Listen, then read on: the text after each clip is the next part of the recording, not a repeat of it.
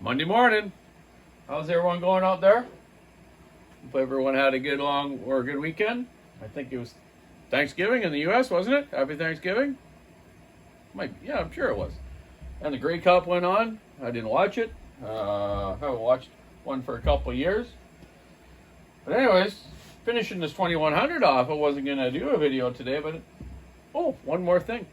I got 12,000 subscribers now. Yeah, thank you everyone out there. Love you all. Thanks for subscribing, and hopefully I'll keep up some good content and keep everyone watching, and maybe more people will come into this channel. This saw that I'm putting together is from my friend Ben in Vancouver. He'll be over maybe this afternoon or tomorrow, and I'm not even gonna start it till he comes here, because I want to show him what I've done to it and explain it to him. This was the piston originally in it. Bit scored up, eh? Luckily I had a good used piston and cleaned up his cylinder. It turned out almost like new. Poured it slightly and put it back together with the base gasket, because these, you can barely pull them over if you take them out. Some of them I left the bottom ring out years ago to make it easier for guys, or later on in 2100 life, they came out with the thin ring piston that helped a bit with the compression. It still had decent power. These were used in some 2100s and 2101s. So this just brought some memories back. I'm going to show you something. Years ago in the late 80s, and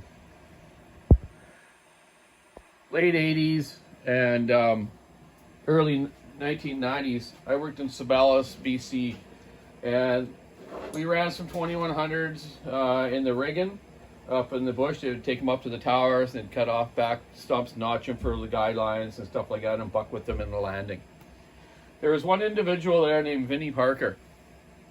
Vinnie Parker was quite a guy. The guy, he'd party at night, but he'd get up in the morning, he'd be the first one at my saw shack.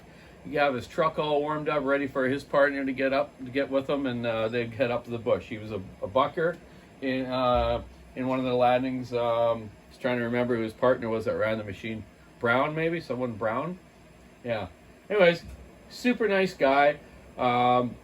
Years after I stopped working at Sabalas, Vinnie actually won $1 million on the 649. And he'd stopped his entertainment life well before that. So when he had that money, he helped a lot of the kids out in the neighborhood. Bought them dirt bikes, bought them cars. He bought property up there, so everyone that was living in the mobile home park, or I mean the recreational park with their trailers and stuff, these guys working in camp, he bought a piece of property across the street, and a lot of them all live there for free. Pretty funny. So he'd come down to my shop after he won that money and bought a couple saws, and I kept in contact with him for years. He would come down to the racetrack, to motocross races, and I'd help some of his young guys out racing and with their motors as well. So unfortunately, Vinnie ended up with cancer and passing away. R.I.P. buddy. Just a great individual. He was so nice to the community. Just a great guy. So if anyone know about that story, he was on the news about the Sabalas millionaire. So he would run the 2100s, and this is what I want to show you. Let me zoom you in a little bit here. See if we can't get a little closer in here. This is a trick he used to do when he didn't want people to use his saw. So right in the muffler here, bottom right-hand bolt by the starter. This thing normally goes in and tightens your muffler up just fine. But Vinnie learned a trick so people wouldn't use his saw when he wasn't at work. He would take a longer bolt, and you would put this bolt in the muffler here. See right now I can turn it over. Like I said, these are hard to turn over. See? Turns over, right? Put this bolt in there. Magic of tools.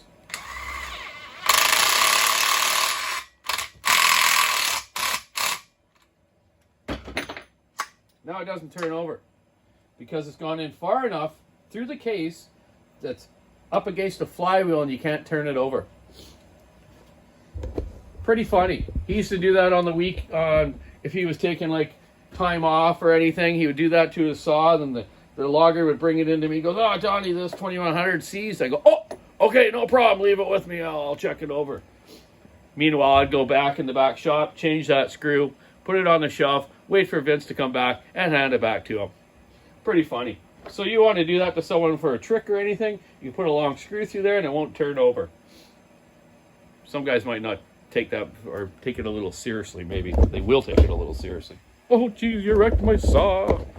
Especially good old 2100, eh? So anyways, I just thought I would yak about that this morning and just thank everyone for those subscribers that have subscribed. And yeah, I'm going to just set this aside now. I'm going to put the air filter on it, top cover, and wait for my friend Ben to come. And I'm going to run it up. Then hopefully make some cuts with it at a local woodlot down the road. Keep your saw on the wood, sticking the ice, rubbing the road. It's a beautiful day here today. It's sunny. It's 7 degrees. A little bit nippy this morning, but had my little heater going here and I'm all good. So have a great day. Thanks for subscribing again. Love you all out there. Have a good week. Bye.